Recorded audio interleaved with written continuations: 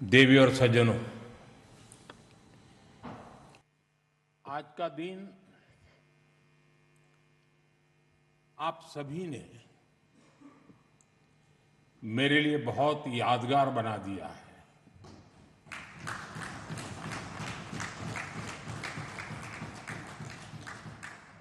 मैं अभिभूत हूं, कृतज्ञ हूं। चरैवेति चरैवेति के मंत्र का जाप करते हुए इस राजनीतिक यात्रा में अनेक उतार चढ़ाव देखते हुए एक दिन ये पड़ाव भी आएगा, मैंने कभी सोचा नहीं था। निर्वाचित प्रधानमंत्री के रूप में निरंतर सबसे लंबी अवधि तक सेवा करने का अवसर, इसे मैं अपना परम सौभाग्य मानता हूं। आपने इस अवसर पर मुझे सम्मानित किया, इतना मान दिया, इसके लिए मैं आप सभी का बहुत बहुत आभारी हूं। साथियों, इतने लंबे समय तक मां भारती की सेवा का सौभाग्य मिलना, ये ईश्वर की विशेष कृपा से ही संभव हो सकता है। और मेरे लिए तो जनता जनार्दन ही ईश्वर का रूप है। और इसलिए मैंने इस सेवा कार्य को हमेशा एक साधना के रूप में ही देखा है। और ये साधना भी एकाकी नहीं रही है, ये एक सामूहिक यज्ञ है जिसमें आप सब ने और अनेकों साथियों ने कर्तव्य भाव से अपना योगदान दिया है। मैं आज इस यात्रा के ऐसे सभी साथियों के प्रति भी अपना आभार प्रकट करता हूं। साथियों, इस अवसर पर एनडीए परिवार के सदस्यों ने एक रिजोल्यूशन भी पेश किया है।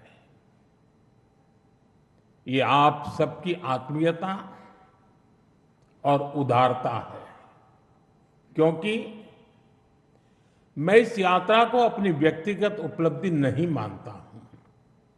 ये हर दृष्टिकोण से हम सबकी सामूहिक उपलब्धि है।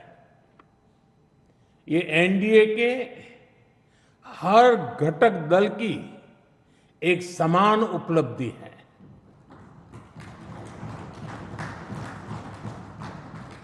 इसलिए मैं इस प्रस्ताव को आप सभी को, भाजपा समेत हमारे एनडीए परिवार के सभी कार्यकर्ताओं को समर्पित करता हूं। साथियों, भारत की जनता का निरक्षीर विवेक हमेशा अद्भुत रहा है।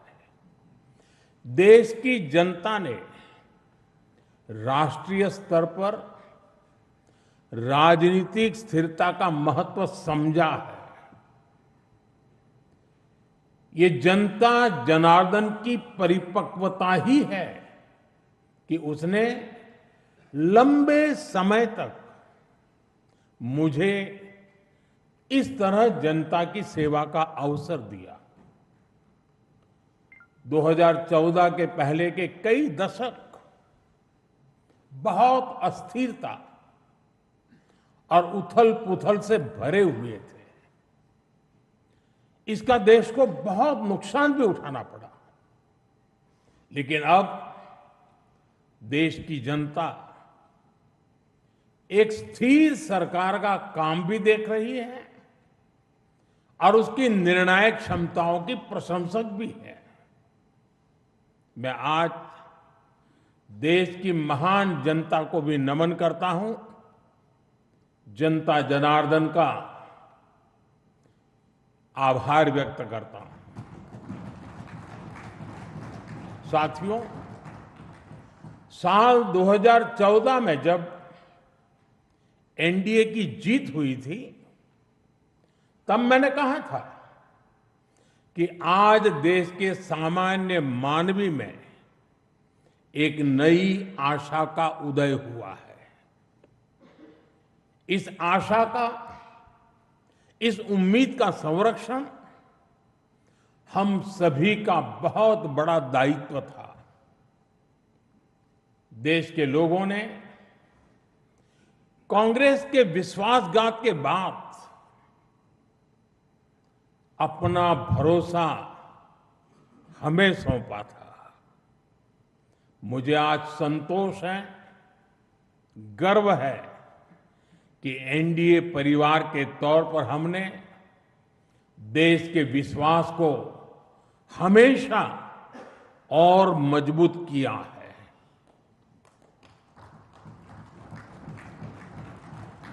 2014 में आशा का उदय होता सूरज आज नए आत्मविश्वास के प्रकाश पुंज में बदल गया है। भारत के लोगों ने पहली बार ये देखा है कि जब सही नीयत से सरकार चलती है तो तेज गति से विकास भी होता है। एनडीए सरकार के इन 12 वर्षों में 25 करोड़ से ज्यादा लोगों का गरीबी से बाहर निकलना ये दिखाता है कि हमारी नीतियां सही हैं, हमारी दिशा सही है। ये सफलता आज देश के हर उस व्यक्ति को एक भरोसा देती है कि एक न एक दिन उसका संघर्ष भी खत्म होगा, एक दिन उसके सपने भी पूरे होंगे। और मैं मानता हूं, कल जो गरीब था आज जो न्यू मिडिल क्लास बना है, उसे अब हमें पीछे नहीं होने देना है। इसलिए सरकार के नाते, जनप्रतिनिधि के नाते हमें दिन रात काम करना है, परिश्रम की पराकाष्ठा करनी है। और इस संकल्प के साथ कि 140 करोड़ का ये देश हमसे जो उम्मीदें लगाए बैठा है वो जरूर पूरी हो। भारत का युवा, भारत की नारी शक्ति, भारत का मध्यम वर्ग, भारत के किसान, सबकी आकांक्षाएं, उनकी एस्पिरेशंस हमें पूरी करनी है। आज देश का हर नागरिक विकसित भारत के सपने से भरा हुआ है। विकसित भारत का सपना अब किसी एक व्यक्ति का नहीं रहा, किसी सरकार का नहीं रहा, किसी दल का नहीं रहा। देश के जन जन का सपना बन चुका है, संकल्प बन चुका है। और इस सपने की पूर्ति के लिए हमें अपना हर पल समर्पित करना है।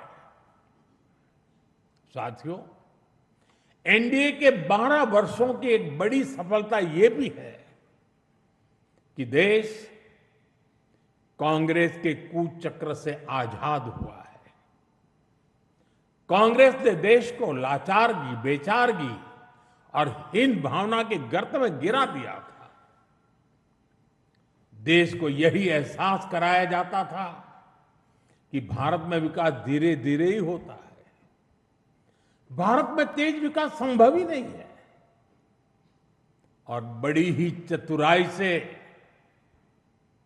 इस धीमी विकास को एक नाम दिया था, हिंदू ग्रोथ रेट। यानी कार्यशैली कांग्रेस की,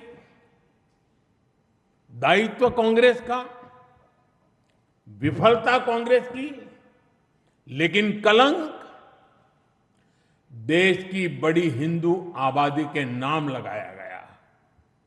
जबकि असल में इस कुसंस्कृति का नाम होना चाहिए था कांग्रेस ग्रोथ रेट।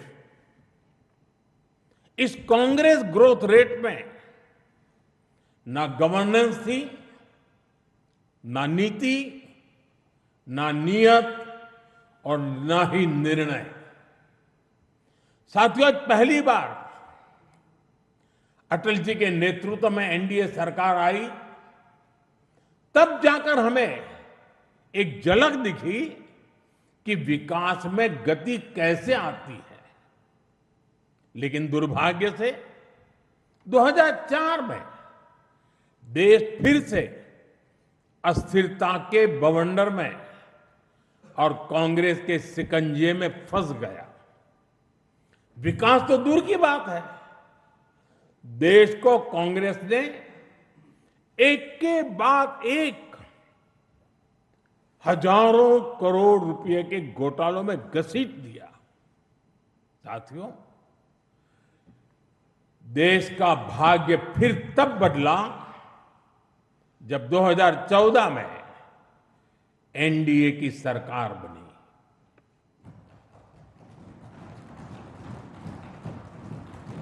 देश ने देखा कि जब नियत, नीति और निर्णय तीनों एक साथ काम करते हैं तो विकास की गति कैसी होती है। देश ने देखा कि जो काम दशकों में होते थे वो काम महीनों में होने लगे। 2014 में 74 एयरपोर्ट से 2026 में 160 से अधिक एयरपोर्ट तक, 2014 में 1000 किलोमीटर एक्सप्रेसवे से 2026 में 6700 किलोमीटर एक्सप्रेसवे तक, 2014 में सिर्फ 5 शहरों में मेट्रो से 2026 में 20 से ज्यादा शहरों में मेट्रो तक, 2014 में 700 करोड़ रुपए डिफेंस एक्सपोर्ट से 2026 में 23,000 करोड़ रुपए के डिफेंस एक्सपोर्ट तक। देश ने बहुत लंबी यात्रा तय की है। साथियों, 2014 में देश में केवल 25 करोड़ इंटरनेट यूजर थे। आज 100 करोड़ से अधिक यूजर इंटरनेट से जुड़े हैं। 2014 में डिजिटल पेमेंट्स ना के बराबर थे। आज भारत डिजिटल ट्रांजैक्शन में नंबर 1 देश है। 2014 में भारत अपनी जरूरत का ज्यादातर मोबाइल बाहर से मंगाता था। आज भारत 33 करोड़ से अधिक मोबाइल हैंडसेट खुद बनाता है। 2014 में सोलर क्षमता केवल 2.5 गीगावाट थी। आज यह 150 गीगावाट से अधिक है। 2014 में एथेनॉल ब्लेंडिंग केवल 1.5% था। आज यह 20% तक पहुंच चुकी है। 2014 में देश की एक भी सेमीकंडक्टर यूनिट नहीं थी। आज देश में बन रही 10 से ज्यादा सेमीकंडक्टर यूनिट्स भारत को आधुनिकता की तरफ ले जा रही है। साथियों, हमने देश की जरूरतों को अपनी नीतियों और निर्णयों का आधार बनाया। नई सोच से नए फैसले लिए। हमने युवाओं के लिए स्किल डेवलपमेंट मिनिस्ट्री बनाई। सहकारी क्षेत्र को मजबूती देने के लिए अलग कोऑपरेटिव मिनिस्ट्री बनाई। हमारे मछुआरे भाई बहनों के लिए अलग फिशरीज मिनिस्ट्री बनाई। हमारा फोकस क्लियर था, विकास की इस दौड़ में कोई पीछे न छूटे। साथियों, हमने दिव्यांगजनों के लिए कानून बनाया, आदिवासियों के लिए जनमन जैसी योजनाएं शुरू की, पशुपालकों और मछुआरों को पहले किसान क्रेडिट कार्ड का लाभ नहीं मिलता था, हमने उन्हें भी इस सुविधा से जोड़ा। और इतना ही नहीं, हमारी सरकार ने रेहड़ी पटरी वालों को भी स्वनिधि क्रेडिट कार्ड की सुविधा दी। साथियों, सवाल ये है कि अगर 12 साल में इतना कुछ हो सकता है तो फिर दशकों तक क्यों नहीं हुआ? ये कांग्रेस ग्रोथ रेट और एनडीए ग्रोथ रेट का अंतर है।